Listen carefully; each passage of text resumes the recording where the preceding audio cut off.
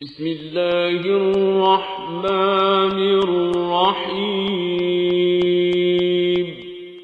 وَلَقَدْ يَسَّرْنَا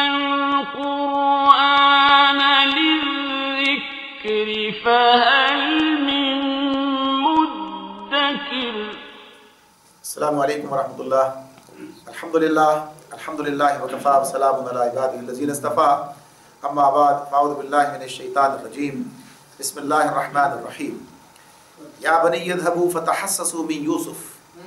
یوسف واخیہ ولا تیأسوا من روح اللہ انہ لا ییأس من روح اللہ الا القوم الکافرون۔ سورہ یوسف کی آیت 87۔ یعقوب علیہ السلام نے اپنے بیٹوں سے کہا، یا بنیا، اے میرے بیٹو، جا کر یوسف اور اس کے بھائی کی کچھ ٹو لگاؤ، اللہ کی رحمت سے مایوس نہ ہو، اس کی رحمت سے تو بس کافر ہی مایوس ہوا کرتے ہیں۔ یہ اس وقت کی بات ہے کہ جب بیٹا دوسرا بھی وہیں رہ گیا ہے، اور گویا کہیے کہ اب یہ یعقوب علیہ السلام کا غم بھی دو چند ہو گیا ہے کہ دوسرا بیٹا بھی اب ان کے پاس سے چلا گیا۔ تو اب اس موقع پر پھر وہ اپنے بیٹوں سے کہتے ہیں کہ اللہ کی رحمت سے مایوس نہ ہو، جاؤ اور کوشش کرو ان کو ڈھونڈنے کی۔ تو ان کی اس بات پر وہ واپس پلٹتے ہیں۔ فلما دخلوا علیہ قالوا یا ایھا العزیز مسنا واہلنا الضر وجئنا ببضاعۃ مزجاۃ فاوف لنا الکیل وتصدق علینا ان اللہ یجزی المتصدقین۔ درمیان میں وہ ساری بات چھوڑ دی گئی ہے کہ ان کی اس بات پر اسے قبول کر کے جب کہا کہ جاؤ تلاش کرو، ٹو لگاؤ، دیکھو اور اللہ کی رحمت سے مایوس نہ ہو، تو اب یہ جو واپس ہوئے ہیں تو اب اس کا ذکر ہے۔ فرمایا جب یہ لوگ مصر جا کر یوسف کی پیشی میں داخل ہوئے تو انہوں نے عرض کیا کہ اے سراپا اقتدار، اے سردار با اقتدار، ہم اور ہمارے اہل و عیال سخت مصیبت میں مبتلا ہیں اور ہم کچھ حقیر سی پونجی لے کر آئے ہیں، آپ ہمیں بھرپور غلہ عنایت فرمائیں اور ہم کو خیرات دیں، اللہ خیرات کرنے والوں کو جزا دیتا ہے۔ یعنی یہ کیفیت ہے جس میں یہ لوگ وہاں پر پہنچے ہیں۔ درمیان سے وہ سارا اللہ تعالیٰ نے بات جو ہے اس سے آگے سے بات شروع کی ہے کہ یہ پھر ان کے پاس جانے کی جگہ کون سی تھی۔ ایک بھائی کا تو پتہ ہی تھا کہاں ہے، دوسرے کا معاملہ تو معلوم نہیں ہے یوسف علیہ السلام کا۔ یہ الگ بات کہ اللہ نے دونوں کو ایک ہی جگہ جمع کر کے ان سے ملایا، لیکن یہ کہ بہرحال یہ تو ایک بھائی کا تو پتہ ہی ہے، اور ساتھ ساتھ یہ کہ غلہ بھی چاہیے، لہذا انہی کے پاس پھر پہنچ گئے۔ اور اب جس درباندگی کی کیفیت میں ہیں وہ ان الفاظ کے ساتھ بالکل عیاں ہوتی ہے کہ ایک طرف تو یہ کہ ساتھ کچھ نہیں ہے، پونجی تو واپس کی تھی تو وہی لے کے دوبارہ آئے تھے، اور اب صورتحال کیا ہے کہ اب یہ کہ حقیر سی پونجی ہے، کچھ کام کی بات نہیں ہے، اور ساتھ ساتھ یہ کہ صورتحال بھی اتنی ابتر ہے، والد کی طرف سے حکم ہو گیا ہے کہ واپس جاؤ اور جا کے اسے تلاش کرو۔ تو اب آ کر یہ کہتے ہیں تو اس انداز سے انہوں نے کہا کہ تصدق علینا، ہم پر صدقہ کرو،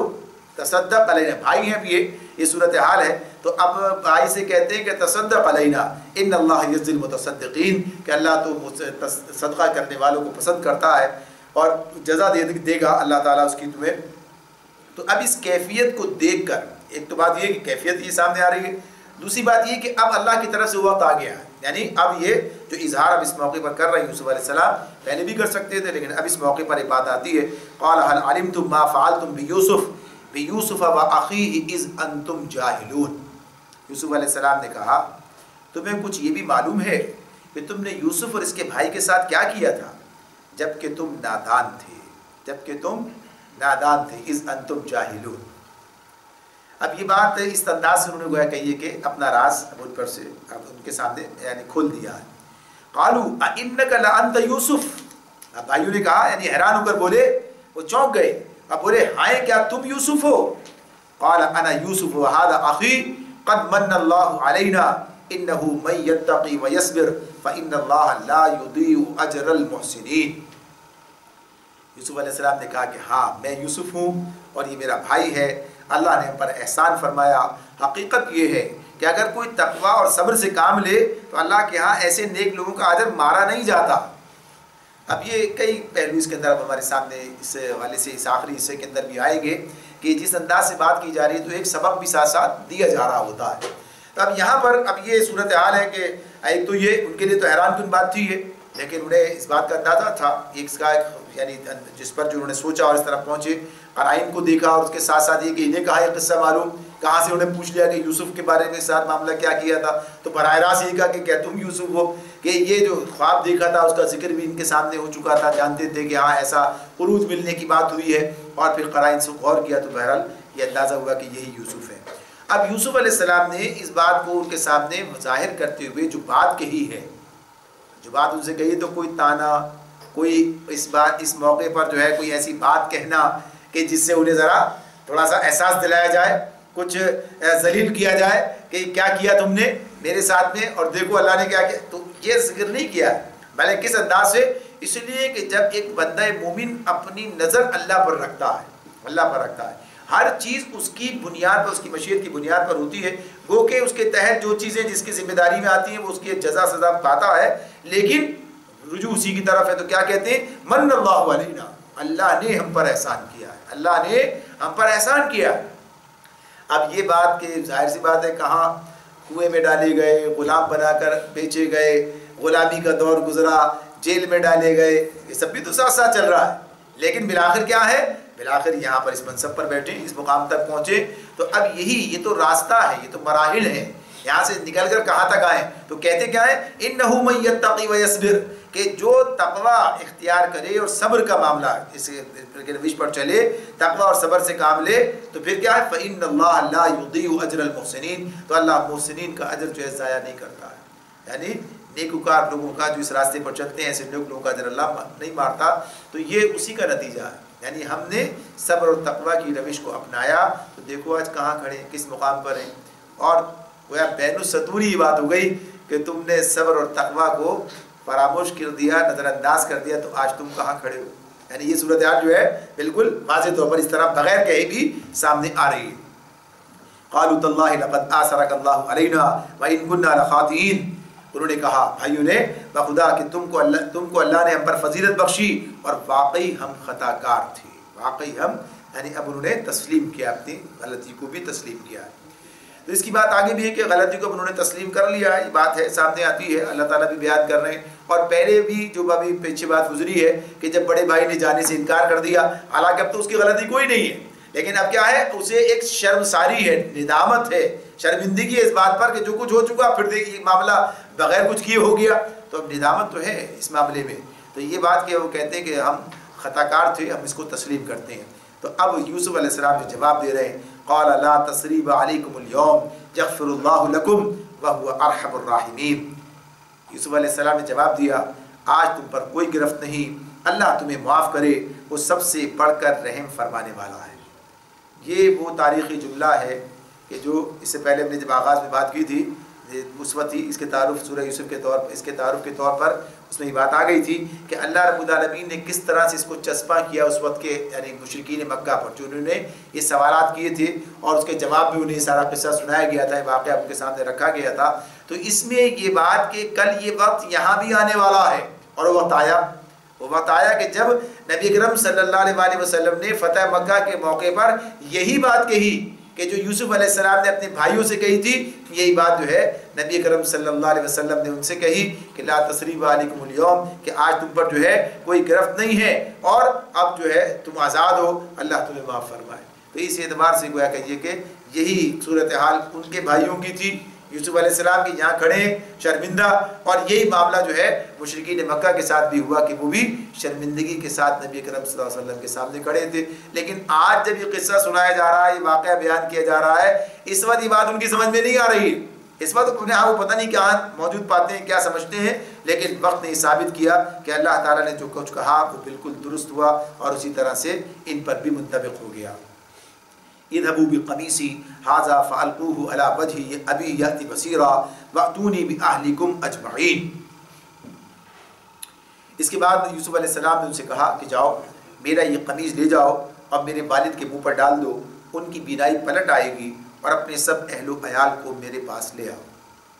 اب یہاں پر یوسف علیہ السلام نے، اب ظاہر سی بات ہے جانا سب اہل و عیال کو لے کے آنا، تو یہ بات ہے کہ والد بھی ظاہر ہے ان کو لے کے آنا ہے، تو اب اس میں یہ تدبیر کی اور بتایا کہ یہ میری قمیض لے کر جاؤ اور یہ ان کے منہ پر ڈال دو تو ان کی بینائی پلٹ آئے گی۔ اب اس کے اندر یہ بات جو ہمارے سامنے آتی ہے کہ اس قمیض کی جو بات ہے کہ اس قمیض میں کیا ہے، اچھا بعض لوگوں نے اس قمیض پر ہی بات کی ہے، یعنی ایسا نہیں ہے. لوگوں نے کہا کہ قمیص تو وہ تھی، یعنی وہ کرتا تھا جو ابراہیم علیہ السلام کے لیے اللہ تعالیٰ نے بھیجا تھا. جب وہ آگ میں ڈالے گئے تھے تو برہنہ کر کے ڈالے گئے تھے، اس وقت کرتا دیا، پھر وہ کرتا وہاں سے چلا، اور پھر یعقوب علیہ السلام کے بعد اسحاق، ان کے ابراہیم علیہ السلام کے بعد اسحاق علیہ السلام کے پاس آیا، پھر وہاں یعقوب علیہ السلام کے پاس آیا اور ایک ڈلکی میں ڈال کر اسے کر کے اور اس طرح ایک تعویذ کی صورت میں ان کے گلے میں ڈال دیا یوسف علیہ السلام کے. یہ سارا واقعہ اس انداز سے بیان کیا جاتا ہے، لیکن اس کی تائید نہ قرآن سے ہوتی ہے اور نہ ہی کسی صحیح حدیث میں یہ بات ہمیں اس طرح سے ملتی ہے. بلکہ بات جو بنیادی طور پر سامنے آ رہی ہے وہ یہی ہے کہ اللہ رب العالمین جب کوئی کام کرنا چاہتے ہیں، کوئی کام تدبیر کوئی ہے، چاہے وہ معجزاتی طور پر معاملہ کیا جائے، یعنی اللہ کا حکم خود ہی کافی ہے اس معاملے میں کہ جب وہ کوئی کام کرنا چاہتے ہیں وہ کام اسی طرح سے انجام پاتا ہے. اب اس کے لیے تدابیر کی بات یہ ہوتی ہے، کبھی اللہ اس کے لیے کوئی ایسا طریقہ اختیار کرتے ہیں کہ جو عمومی ہوتا ہے، اور کبھی کوئی ایسا طریقہ بھی سامنے آ جاتا ہے جسے معجزاتی کہا جا سکتا ہے. یعنی اس معاملے میں تو اس کی ایک بات تو یہی ہے کہ ظاہر سی بات ہے جو غم تھا، جو افسوس تھا، اب اس غم اور افسوس کے دور ہونے کا موقع آ گیا ہے، تو اس کیفیت کے اندر وہ جو چیز چلی گئی تھی واپس انہیں مل جائے. یعنی نفسیاتی طور پر جو کیفیات انسان کے اندر پیدا ہو جاتی ہیں اس کے ازالے کی ایک صورت بھی سامنے آتی ہے. دوسری بات یہ کہ اللہ کی طرف سے یہ معجزاتی بات ہے کہ اللہ تعالیٰ نے اس کے اندر یہ بات رکھی، یعنی کہ اگر یہ کام ہو کیا جائے تو اس کے نتیجے میں ان کی بینائی واپس پلٹ آئے گی. تو اب یہ لے کر وہاں سے چلے ہیں، روانہ ہوئے ہیں. تو اس کے بعد کی بات آتی ہے وَلَمَّا فَصَلَتِ الْعِيرُ قَالَ أَبُوهُمْ إِنِّي لَأَجِدُ رِيحَ يُوسُفَ لَوْلَا أَن تُفَنِّدُونِ. جب یہ قافلہ مصر سے روانہ ہوا تو ان کے باپ نے کنعان میں کہا میں یوسف کی خوشبو محسوس کر رہا ہوں، تم لوگ کہیں یہ نہ کہنے لگو کہ میں بڑھاپے میں سٹھیا گیا ہوں. اب یہ معجزاتی بات کی جو بات ہے اس میں تو اس کی بھی ایک کیفیت یہاں پر سامنے آتی ہے کہ اب یہ چلے ہیں وہاں سے مصر سے اور یہ ہے کنعان میں. تقریباً کہا جاتا ہے کہ 250 میل کا فاصلہ ہے، جس سے یہ 8 دن کا سفر ہے. یہ کہ جتنا فاصلہ ہے کہ جہاں سے پہنچیں گے، اور ابھی اتنی دور ہے اور یہاں سے انہوں نے جو ہے کہا کہ مجھے تو اس کی خوشبو آنی شروع ہو گئی ہے، اور مجھے ظاہر سی بات اظہار تو کیا ہے مگر میں سمجھتا ہوں کہ تم سے کہوں گا تو تم کہو گے کہ میں سٹھیا گیا ہوں، اب مجھے خوشبوئیں بھی آنے لگی ہیں یوسف کی. تو بات تو اپنی جگہ پر بالکل ٹھیک تھی. اللہ رب العالمین نے یہ انتظام کیا تھا، یعنی یوسف علیہ السلام نے اس بات کو محسوس کیا ہے. تو یہ اللہ کی طرف سے جو انعامات ہوتے ہیں انبیاء پر اس کی ایک بات ہے، اور یہ کس اعتبار سے ہے؟ یہ اللہ ہی کی طرف سے ہے. یعنی ان کا اپنا ذاتی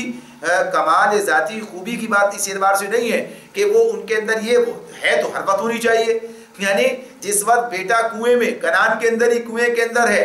اور اس وقت جو ہے وہ یہ خوشبو محسوس نہیں کر پا رہے ہیں، تو اگر ذاتی اس کی بات ہوتی ہے تو اس میں وہ چیز محسوس کرتے ہیں، اس وقت بھی موجود ہونی چاہیے، لیکن اس وقت موجود نہیں ہے. کیا بیٹا وہاں رہا ہے، اتنے عرصہ گزارا ہے اور اس وقت تک کی صورتحال نہیں ہے. یہاں تو قمیص کی بات ہے، وہ تو کنعان میں کنویں کے اندر تو خود ہی تھے موجود، لیکن انہوں نے یہ نہیں کہا کہ میں تو اس کی خوشبو محسوس کرتا ہوں، اسے کہاں سے بھیڑیا کہا گیا، بلکہ یہ بات اس طرح نہیں کہی ہے. تو یہ وہی بات ہے کہ جب جو چیز اللہ چاہتا ہے وہ ان سے انہیں دیتا ہے، اور اس کے ذریعے سے پھر وہ معاملہ اسے کام لیا جاتا ہے. تو اللہ نے یہ صلاحیت اس وقت یہ استعداد دے دی کہ وہ وہاں سے اس خوشبو کو محسوس کر رہے ہیں، تو یہ اللہ کی عطا ہے. تو اس معاملے میں اس طرح سے تو انہوں نے کہا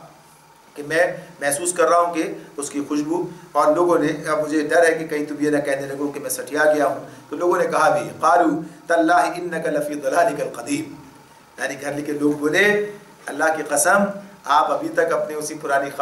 خبط میں پڑے ہوئے ہیں. یعنی اب یہ اندازہ ہوتا ہے کیا صورتحال ہے. یعنی یوسف یعقوب علیہ السلام وقت کے نبی ہیں، یعنی اس پیغمبر کے ساتھ اب گھر والوں کا ہی معاملہ کیا ہے، کس طریقے سے کہہ رہے ہیں لفی ضلالک القدیم، یعنی ان کے بارے میں کہتے ہیں انک لفی ضلالک القدیم، آپ وہی قدیم اپنی اسی چکر میں جو ہے اسی خبط میں پڑے ہوئے ہیں. یہ تو ضلالت کی بات کرتے ہیں، ضلال کی بات کی ہے، لفی ضلالک القدیم. تو اس اعتبار سے کہا گیا اب کی بات پر کوئی اعتبار اور یقین کی بات نہیں ہے. فلما جاء البشیر القاہ علی وجہہ فارتد بصیرا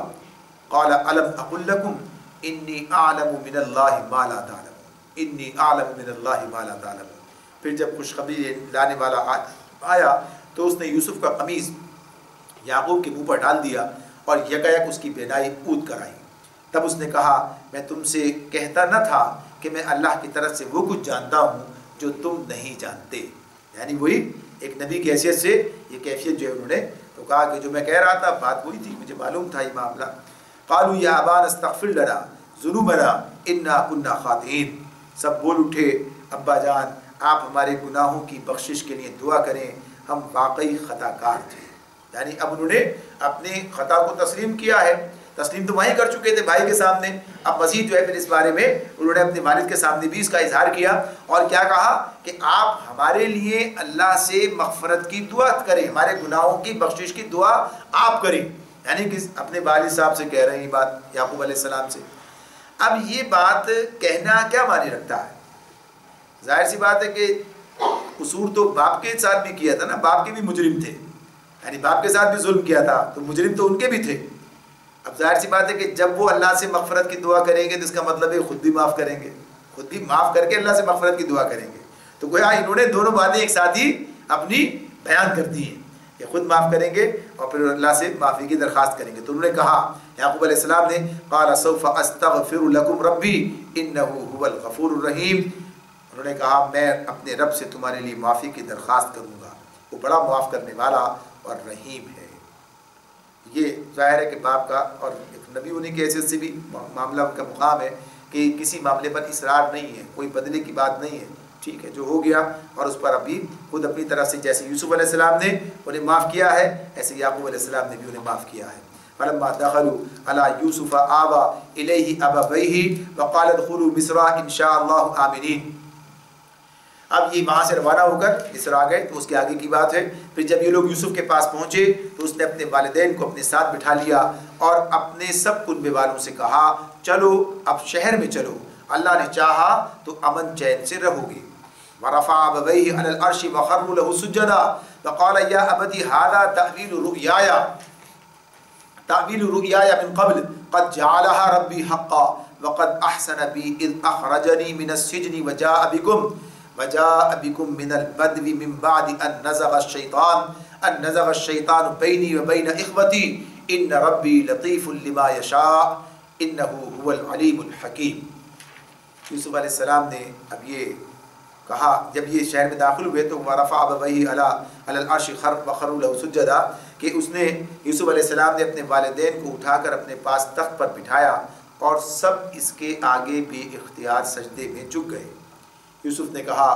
ابا جان یہ تعبیر ہے میرے اس خواب کی جو میں نے پہلے دیکھا تھا، میرے رب نے اسے حقیقت بنا دیا، اس کا احسان ہے کہ اس نے مجھے قید خانے سے نکالا اور آپ لوگوں کو صحرا سے لا کر مجھ سے ملایا، حالانکہ شیطان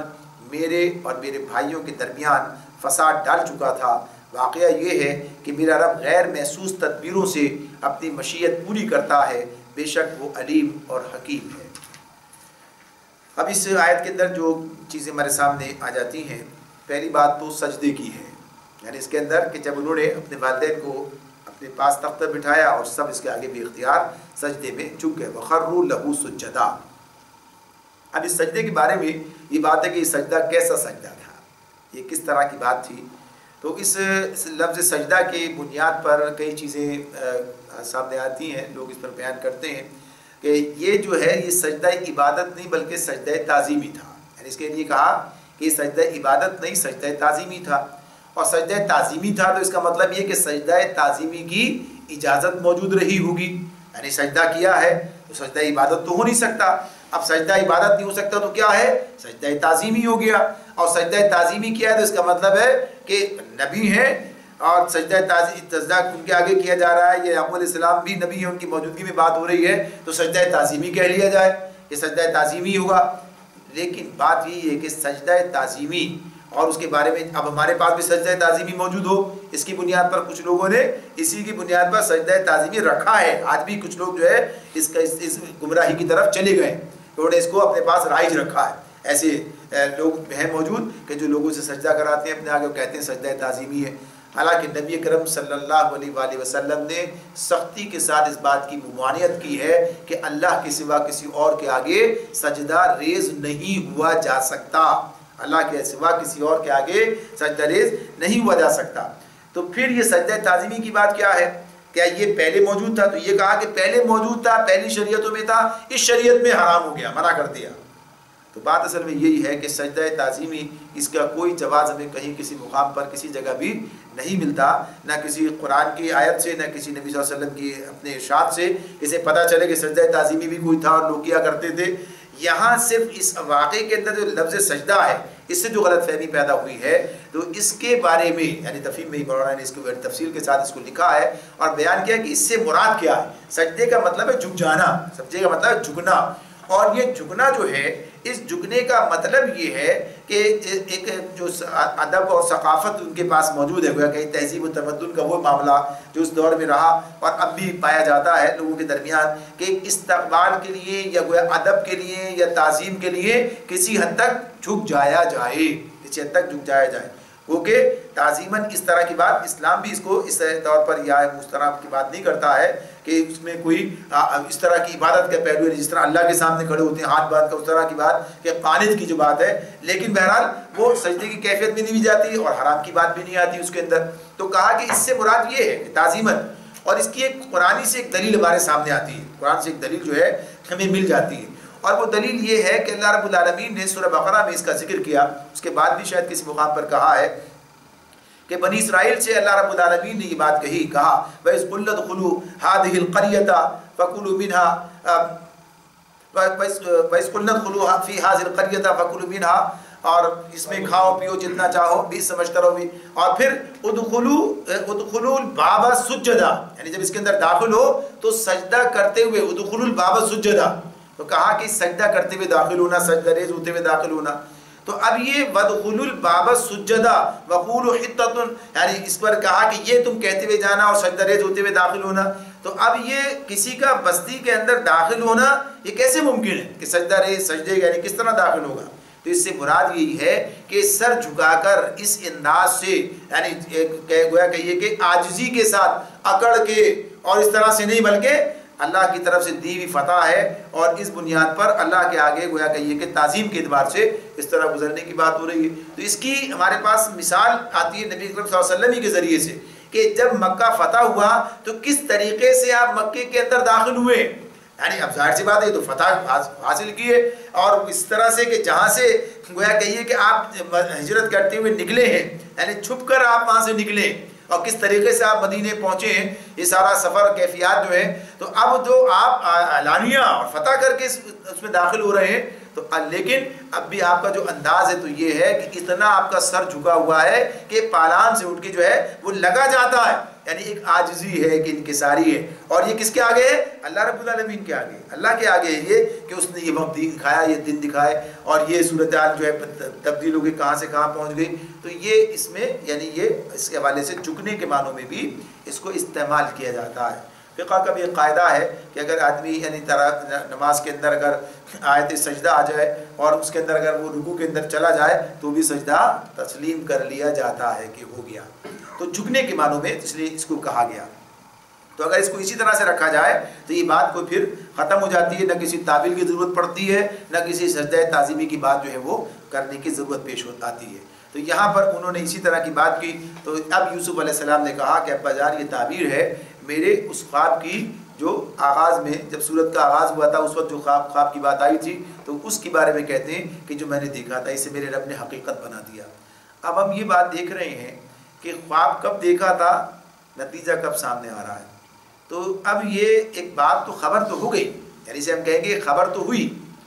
لیکن اب اس خبر کا نتیجہ کیا، اس سے کیا چیز حاصل ہو رہی ہے.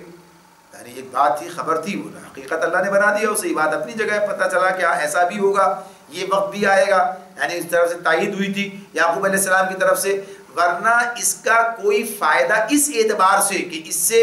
اب یہ پتہ چل گیا تو اب ہم کچھ کر لیں پہلے سے، اب ہمیں کل کی خبر مل چکی ہے، اب ہم کوئی کام کریں. یوسف علیہ السلام نے اتنا کہا تھا کہ دیکھو اپنے بھائیوں کو یہ خواب نہ سنانا ورنہ وہ در پہ ہزار ہو جائیں گے. یعنی یہ تدبیر کی بات انہوں نے کی تھی، مگر ہو کے سب کچھ رہا، جو کچھ ہونا تھا سارے معاملات ہوئے. تو اس اعتبار سے خوابوں پر مدار نہیں ہے، یعنی یہ چیزیں اس اعتبار سے بھائی ہمیں بھی کوئی ایسا خواب آئے تو پتہ چلے تو کوئی بڑا کام ہو جائے. اب یہ ہم نہیں جانتے کب یہ خواب کی تعبیر سامنے آئے گی. یہ خواب جو ہے اب اسی میں بات آتی ہے. نبی اکرم صلی اللہ علیہ وسلم نے خواب دیکھا کہ آپ عمرہ کر رہے ہیں، آپ گئے بھی عمرہ کرنے کے لیے، لیکن اس سال آپ عمرہ نہیں کر سکے، آئندہ سال عمرہ ہوا. یعنی یہ بات جو ہے کب ہونا ہے یہ تو اللہ تعالیٰ ہی اس بات کو جانتے ہیں. یہ الگ بات ہے کہ وہ اللہ کی مشیت میں یہ بات بھی داخل تھی کہ آپ جائیں گے اور صلح حدیبیہ ہو جائے گی، وہ فائدہ حاصل ہوا. تو کہا کہ اس سے پہلے ہم نے تمہیں یہ فتح عطا فرما دی، بہت سے مال غنیمت عطا فرما دیے. تو غرض یہ کہ یہ تو اللہ رب العالمین کی بات ہے، اور نبی کے خواب کی بات ہی الگ ہے، اس کی بات تو وہی کی بات ہے، حکم مل رہا ہے لہٰذا اس حکم کی تعمیل وہ کر رہے ہیں. لیکن باقی یہاں پر کہ یہ کوئی نہیں جانتا کہ اس کی تعبیر جو ہے اب جس طرح سے وہ کہیے کہ بعض لوگوں کے خیال میں 40 سال کے بعد اور بعض لوگوں کے خیال میں 80 سال کے بعد جو ہے کہ یہ تعبیر جو ہے اس وقت میں سامنے آ رہی ہے. اب اس کے بعد جو ان کا رویہ ہے وہ رویہ کیا ہے؟ اب آپ دیکھیے، اب یہ کہتے ہیں اس صورتحال میں کہ اب یہ ظاہر سی بات ہے کہ عروج مکمل ہو رہا ہے، کیفیت ہو گئی ہے، تو آپ اللہ کا شکر ادا کر رہے ہیں. کن الفاظ میں اب والدین سے ذکر کر رہے ہیں؟ کوئی شکوہ شکایت داستان پورا عالمناک اس سے کوئی نہیں، بلکہ کیا کہتے ہیں؟ قد احسن بی اذ اخرجنی من السجن. یہ تعریف ہے اس کے لیے، اللہ تعالیٰ کا احسان ہے کہ اس نے مجھے قید خانے سے نکالا. قید خانے سے نکالا یعنی اب قید خانہ، یعنی اسے پتا قید خانے میں بھی گئے تھے، والد سے بات ہو رہی، گھر میں ان کے سامنے بات ہو رہی، بتا رہے ہیں. تو اب یہ کہاں سے شروع کیا؟ قید خانے سے نکالا، کنویں سے نکال کے وہاں یہ سب کچھ چھوڑ دیا، اب اس میں کوئی بات نہیں کی ہے. یعنی اب کوئی شرمندہ کرنے کی بات اور مزید نہیں ہے کہ اس طرح قصہ بیان کیا جائے، بلکہ کہاں سے بات شروع کی ہے؟ وہاں سے بات شروع کی ہے کہ میرے رب کیا فضل ہے، اس کا احسان ہے کہ اس نے مجھے قید خانے سے نکالا اور آپ کو صحرا سے لا کر مجھ سے ملایا. یعنی یہ جو آپ کو دیہات سے صحرا سے لا کر یہاں ملا دیا مجھے، یعنی اب یہ اس سے بہتر جگہ پر آ گئے ہیں اور بہتر صورتحال کے اندر آ گئے. یہ اللہ کا احسان ہے. اور پھر بھائیوں کے معاملے میں کیا کہا؟ انہوں نے ان کے معاملے کو بلکہ کیا کہا؟ شیطان جو ہے یعنی اس کی طرف منسوب کرتے ہوئے بات کر دی کہ وہ میرے بھائی اور بھائیوں کے درمیان فساد ڈال چکا تھا، اللہ نے اس سے ہمیں بچا لیا. یہ صورتحال، اور پھر آخر میں کہ یہ سب اللہ کی طرف سے تدابیر ہیں کہ اپنی مشیت پوری کرتا ہے. تو یہ گویا کہیے کہ انداز ہے جس میں ہمیں یہ پتہ چلتا ہے کہ ایک ایسا فرد، ایک ایسا شخص جو ان ساری صورتحال سے گزرا ہے اور بھائیوں کی وجہ سے یہ سارا معاملات ہیں، جو کہتے ہیں ان کی وجہ سے دن دیکھنے پڑے، یہ ساری باتیں، لیکن اللہ پر اعتماد ہے، اللہ پر ہی توکل ہے، اللہ پر ہی بھروسہ ہے اور اسی کی طرف منسوخ کرتے ہیں تمام چیزوں کو. تو اس اعتبار سے کوئی شکوہ شکایت، کوئی تانا، کوئی چیز جو اس کے اندر ہمیں نہیں ملتی ہے. آگے کہتے ہیں رب قد آتیتنی من الملک وعلمتنی من تأویل الاحادیث فاطر السماوات والارض انت ولی فی الدنیا والآخرہ انت ولی فی الدنیا والآخرہ توفنی مسلما والحقنی بالصالحین. بے شک وہ علیم و حکیم ہے. اے میرے رب تو نے مجھے حکومت بخشی. اللہ سے کہتے ہیں رب قد آتیتنی من الملک، اے میرے رب تو نے مجھے حکومت بخشی اور مجھ کو باتوں کی تہ تک پہنچنا سکھایا. وعلمتنی من تأویل الاحادیث، اور مجھے باتوں کی تہ تک پہنچنا سکھایا. زمین و آسمان کے بنانے والے تو ہی دنیا اور آخرت میں میرا سرپرست ہے. میرا خاتمہ اسلام پر کر اور انجام کار مجھے صالحین کے ساتھ ملا. ہر وقت اللہ کے ساتھ ڈال لو. ہر وقت جو ہے اب اس موقع پر کوئی دعوے، کوئی بات کیا ہے کہ اللہ کے شکر ہے، اللہ کی تعریف ہے جو بیان ہو رہی ہے. اور اس اعتبار سے کہ اللہ ہی کی طرف سے سارے کام ہیں جو اس نے کر کے یہاں تک پہنچا دیا ہے. ورنہ وہ تو بھائی تو کنویں میں ڈال چکے تھے، معاملہ ختم ہو گیا تھا، لیکن اللہ تعالیٰ اپنی حکمت سے کہاں لے کر آیا، کیا کچھ ہوا. تو اس طرح سے یہ دعائیں ہیں جو اللہ رب العالمین کے سامنے اس موقع پر کرتے ہیں. اب یہاں پر یہ قصہ مکمل ہوتا ہے. اس مقام پر یعنی یہ بات مکمل ہو گئی کہ جو پوچھا تھا مشرکین مکہ نے، چاہے یہودیوں کو اشارے پر ہی پوچھا تھا کہ یہ بنی اسرائیل کے مصر جانے کا کیا سبب ہوا، یا کچھ اور الفاظ کے اندر بھی بیان کیا جاتا ہے کہ پوچھا یہی تھا کہ یوسف علیہ السلام کا قصہ کیا ہے بیان کریں. تو غرض یہ کہ جس طرح بھی تو یہ سارا کا سارا انہیں عین موقع پر اسی وقت ہاتھ کے ہاتھ سنایا گیا. تو اللہ تعالیٰ آگے کیا کہتے ہیں؟ ذالک من انباء الغیب نوحیہ الیک، ذالک من انباء الغیب نوحیہ الیک وما کنت لدیہم اذ اجمعوا امرہم وہم یمکرون. نبی اکرم صلی اللہ علیہ وسلم کو اللہ تعالیٰ مخاطب کرے کہتے ہیں کہ یہ قصہ غیب کی خبروں میں سے ہے، یہ غیب کی خبروں میں سے ہے جو ہم تم پر وحی کر رہے ہیں. نوحیہ الیک، ہم تم پر وحی کر رہے ہیں، ورنہ تم اس وقت موجود نہیں تھے. وما کنت لدیہم، تم اس وقت وہاں موجود نہیں تھے جب یوسف کے بھائیوں نے آپس میں اتفاق کر کے سازش کی تھی. یعنی اس موقع پر آپ موجود نہیں تھے. یہ جو صورتحال اس وقت ہے اس معاملے میں وما اکثر الناس ولو حرصت بمؤمنین. اب آگے کہا مگر، اب یہ بات تو ظاہر سی بات ہے جب آپ موجود نہیں تھے تو یہ بات کیسے پتہ چل رہی ہے آپ کو وحی کے ذریعے سے آ رہی ہے، جیسے نوحی الیک کہہ کے اللہ نے بتایا۔ تو آگے کہا وما اکثر الناس ولو حرصت بمؤمنین، مگر تم خواہ کتنا ہی چاہو ان میں سے اکثر لوگ مان کر دینے والے نہیں، ان میں سے اکثر لوگ مان کر دینے والے نہیں ہیں۔ یعنی ان کے اپنے خواہش پر، ان کے اپنے گویا امتحان جو انہوں نے لیا، یہ سارا کام کیا انہوں نے، اور یہ پورا واقعہ ان کے سامنے منوان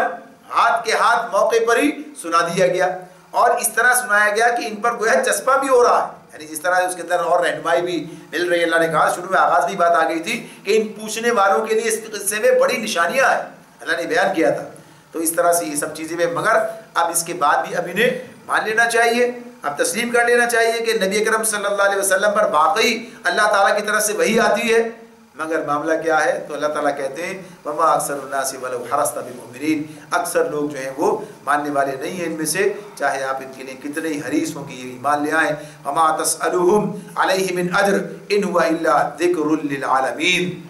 حالانکہ تم اس خدمت پر ان سے کوئی اجر بھی نہیں مانگتے، کوئی اجرت بھی نہیں مانگتے، کوئی بدلہ بھی نہیں چاہتے۔ یہ تو ایک نصیحت ہے جو دنیا والوں کے لیے عام ہے، دنیا والوں کے لیے عام ہے۔ تو ہونا یہی چاہیے تھا، بات تو یہی تھی کہ اب اس کے بعد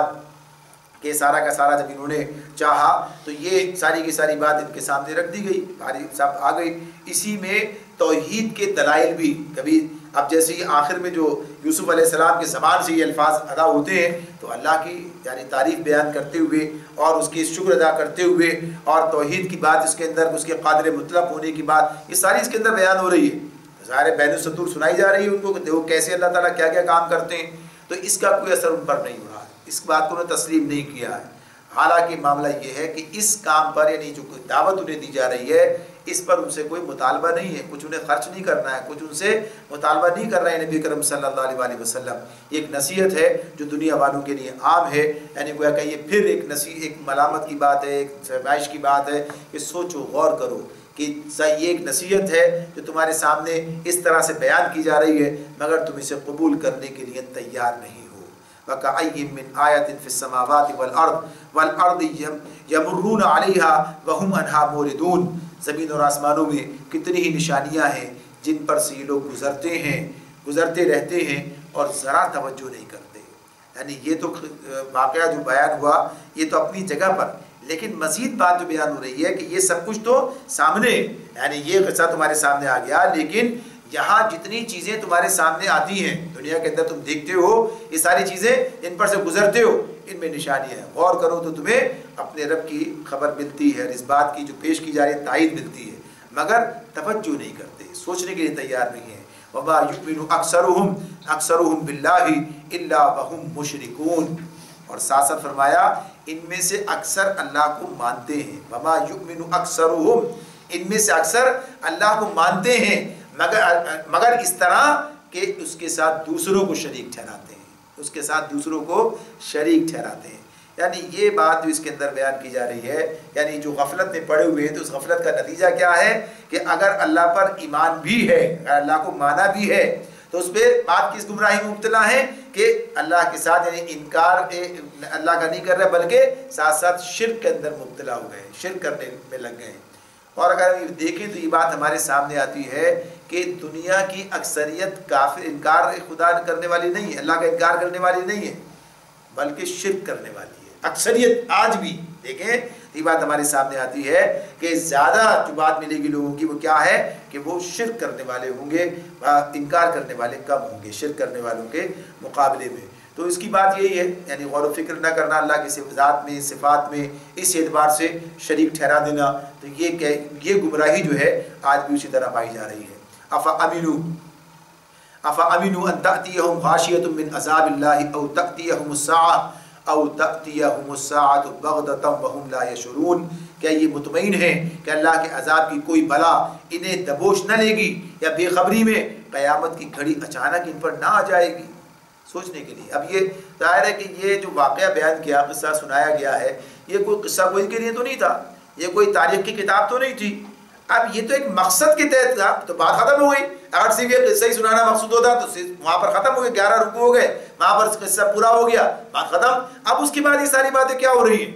اب یہ ان لوگوں کے سامنے جن کے سامنے یہ سب بیان کیا گیا ہے، اب انہیں جھنجھوڑا جا رہا ہے، بتایا جا رہا ہے کہ بھائی اصل بات کیا ہے۔ یعنی ایک تو یہ، دوسری بات کہ جو لوگ سننے پر اس وقت آمادہ تھے، سن رہے تھے، تو ساتھ ہی ساتھ انہیں یہ باتیں بھی سنائی جا رہی ہیں، بتائی جا رہی ہیں کہ دیکھو سنو کیا بات ہے اس کے اندر۔ تو اللہ تعالیٰ فرماتے ہیں کیا یہ مطمئن ہے کہ اللہ کے عذاب کی کوئی بلا انہیں دبوچ نہ لے گی، یا بے خبری میں قیامت کی گھڑی اچانک ان پر نہ آ جائے گی؟ یہ بات کہ یہ چل پھر کر جو دیکھتے ہیں کہ پچھلی قوموں کی تاریخ نظر آتی ہے تو وہی معاملہ ان کے ساتھ بھی ہو سکتا ہے۔ قل ھذہ سبیلی ادعو الی اللہ علی بصیرۃ انا ومن اتبعنی وسبحان اللہ وما انا من المشرکین۔ تم ان سے صاف کہہ دو کہ میرا راستہ تو یہ ہے کہ میں اللہ کی طرف بلاتا ہوں، میں خود بھی پوری روشنی میں اپنا راستہ دیکھ رہا ہوں اور میرے ساتھی بھی، اور اللہ پاک ہے اور شرک کرنے والوں سے میرا کوئی واسطہ نہیں۔ اس مقام پر نبی اکرم صلی اللہ علیہ وسلم کے ذریعے سے اللہ نے یہ بات ان کے سامنے بالکل واضح کر دی ہے، یعنی میرا اصل مقصد کیا ہے، میرا کام کیا ہے، میرا راستہ کیا ہے، میرا مقصد کیا ہے، میں کس کام پر لگا ہوا ہوں۔ وہ کام یہ ہے کہ میں لوگوں کو اللہ کی طرف بلاتا ہوں، داعی الی اللہ، دعوت الی اللہ۔ تو میں دعوت الی اللہ دینے والا داعی الی اللہ ہوں، اللہ کی طرف بلانے کا کام کرتا ہوں، اور یہ کام کوئی ایسے نہیں کر رہا ہوں کہ بس ایسی روا پوری بصیرت کے ساتھ، علی بصیرت، پوری روشنی کے اندر، پوری بصیرت کے ساتھ، پوری سمجھ بوجھ کے ساتھ، پورے اعتماد کے ساتھ میں بھی، انا ومن اتبعنی، اور میری اتباع کرنے والے بھی۔ اب ان اتباع کرنے والوں میں اولیت تو ظاہر صحابہ کو حاصل تھی، ان کے دور کی بات ہے، انہی کے لیے تو کہا، ہی مفسرین نے کہا کہ اول درجے میں تو انہی کی بات ہے، اور ان کی تعریف ہے کہ انہوں نے کس طریقے سے اس کام کو انجام دیا ہے، تو تعریف بیان ہوئی ہے ان کی۔ لیکن اسی کے ساتھ ساتھ اتباع کرنے کا معاملہ تو ہر امتی کا ہے، یعنی سب نے اتباع کرنی ہے، تو اس اتباع کے کرتے ہوئے یہ کام کرنا ہے کہ اس کام پر لگے رہنا۔ دعوت کا جو کام ہے، تو داعی الی اللہ کی جو بات ہے کہ یہ دعوت الی اللہ کا جو کام ہے، یہ کام ہر مسلمان کی ذمہ داری ہے، یعنی جو نبی کرم صلی اللہ علیہ وسلم کی اتباع کرنے والا ہے، اس کا مدعی ہے، دعویٰ کرتا ہے، اور یہ ہر مسلمان کو کرنا ہے، تو اس اعتبار سے اس کی ذمہ داری ہے کہ اللہ کی طرف بلانے کا عمل جاری رکھنا چاہیے۔ اور ظاہر سی بات ہے کہ جب یہ معاملہ اس اعتبار سے ہو جائے کہ سارے لوگ اگر آ بھی جائیں، تو اس کے بعد بھی کیا ہے کہ اس کی تذکیر کا عمل جو ہے جاری رہنا چاہیے۔ تو بنیادی طور پر یہ دعوت الی اللہ کا جو معاملہ آج کے دور میں ہمارے سامنے ہے، کہ آج دنیا کی اکثریت کا جو معاملہ ہے وہ اس طرف، یعنی اسلام کی طرف نہیں آئی ہے، وہاں تو بات کرنے کی اپنی جگہ پر ہے، لیکن مسلمانوں کے اندر ہی، یعنی دعوت الی اللہ کا مطلب کیا ہوتا ہے، اللہ کی طرف بلانے کا مطلب کیا ہوتا ہے، یعنی اللہ کے دین کی طرف بلانا، اللہ کی اطاعت کی طرف بلانا، اللہ کی بندگی کی طرف بلانا، انسان کو اللہ سے وابستہ کر دینا۔ تو مسلمانوں کے اندر بھی یہ صورتحال کیا ہے کہ مسلمانوں کی اکثریت امت مسلمہ کی آج کیا ہے کہ دین کے تقاضوں کو سمجھنے کے لیے اور انہیں پورا کرنے کے لیے تیار نہیں ہے۔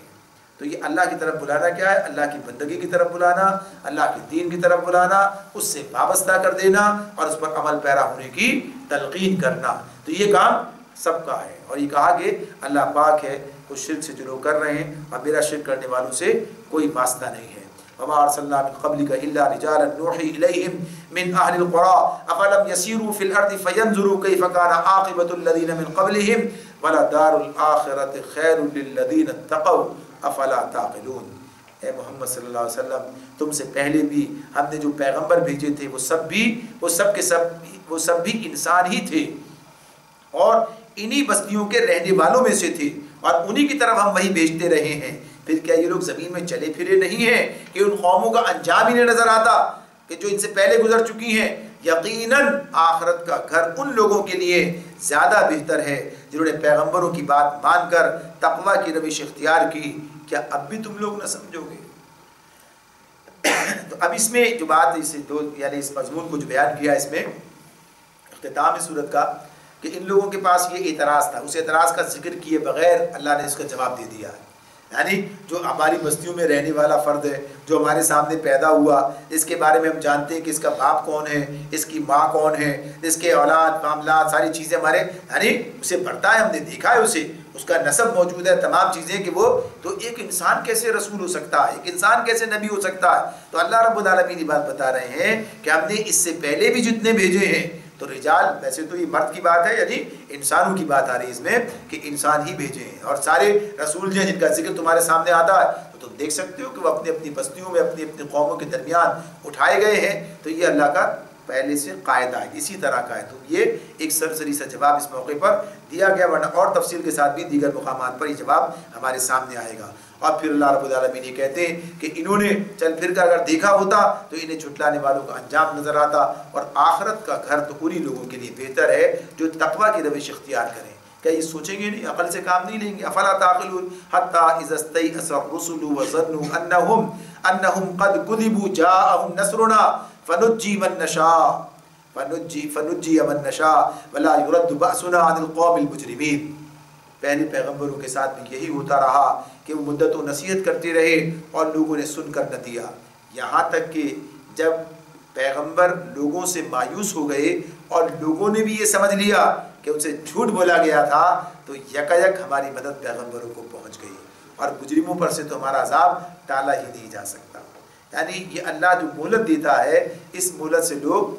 जो है गलत नतीजा निकाल लेते हैं, यानी गाफिल हो जाते हैं, समझते हैं कुछ होना नहीं है। तो अल्लाह रब्बुल आलमीन ये बात बता रहे हैं कि इस एतबार से कि जब रसूलों को इस बात का अंदाज़ा हो गया, पैगंबरों को, कि अब ये कौम मानने वाली नहीं है, यानी अब इसके अंदर खैर का मामला बाकी नहीं रहा है, हुज्जत तमाम हो गई, यानी मायूस इस वाले से हो गए कि अब इनके अंदर कोई खैर का मामला नहीं है, और लोगों ने भी समझ लिया कि शायद कुछ नहीं होना है, सब कुछ तो हमने कर लिया, अल्लाह की तरफ से कोई अजाब नहीं आता, तो अल्लाह की मदद रसूलों को पहुँच गई, यानी कि उन पर अजाब आ गया और रसूलों को बचा लिया गया। मुजरिमों पर से तो हमारा अजाब टाला ही नहीं जाता। लक़द कान फ़ी क़ससिहिम इबरतुल लिउलिल अलबाब मा कान हदीसन युफ्तरा वलाकिन तस्दीक़ अल्लज़ी बैन यदैहि व तफ़सील कुल्लि शैइन व हुदन व रहमतन लिक़ौमिन युमिनून। अगले लोगों के इन क़िस्सों में अक़्ल व होश रखने वालों के लिए इबरत है। ये जो कुछ कुरान में बयान किया जा रहा है, ये बनावटी बातें नहीं हैं, बल्कि जो किताबें इससे पहले आई हुई हैं, मौजूद हैं, इन्हीं की तस्दीक और है, और हर चीज़ की तफसील और ईमान लाने वालों के लिए हिदायत और रहमत। तो अल्लाह रब्बुल आलमीन ने आखिर में इस किताब के बारे में एक तारुफ पेश कर दिया कि ये चीज़ कोई नई नहीं है, बल्कि उसी वो चीज़ जो पहले पेश की जाती रही, चाहे दावत के नाम पर, उसूल के उस पर हो, या उन्हीं के क़िस्से, उन्हीं के वाक़यात, उन्हीं की हिकायत, ताकि लोग उससे सबक हासिल कर लें। अगला गिरा पिछला होशियार जो है इसे सबक हासिल करे, तो ये अल्लाह की तरफ से एक किताब है जो हकीकत लेकर इंसानों के सामने आई है, और मान लें तो उनके लिए हिदायत और रहमत है, यानी ज़िंदगी कैसे गुजारें ताकि अल्लाह की रहमत के मुस्तहिक़ बन जाए। अल्लाह रब्बुल आलमीन हमें समझने और अमल करने की तौफ़ीक़ अता फ़रमाए। अल्हम्दुलिल्लाह सूरह यूसुफ़ इन अल्फ़ाज़ पर मुकम्मल हो जाती है। अल्लाह ताला हमें इससे हिदायत हासिल करने वाला बनाए। सुब्हानकल्लाहुम्मा व बिहम्दिका व नशहदु अन ला इलाहा इल्ला अंता व नस्तग़फ़िरुका व नतूबु इलैक।